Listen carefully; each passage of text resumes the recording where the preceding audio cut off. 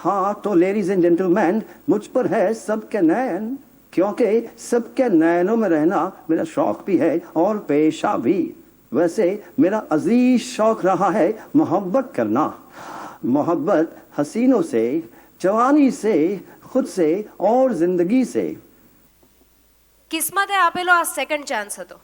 સપના chase કરવાની સફર આજે ફરીથી શરૂ થવાની હતી.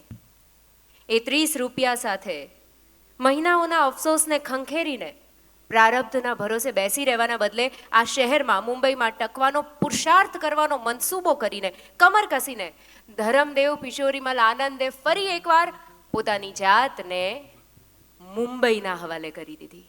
फूलों के रंग से, दिल की कलम से तुझको लिखी रोज पाती, कैसे बताऊं किस किस तरह से पल पल मुझे यूं सताती, तेरे ही सपने लेकर के सोया, तेरी यादों में जागा, तेरे ख्यालों में उलझा रहा यूं जैसे कि माला में धागा.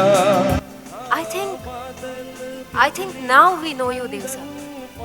I think હવે અમે થોડું સમજી શક્યા છીએ, થોડુંક જાણી શક્યા છીએ કે what is it being Dev Anand.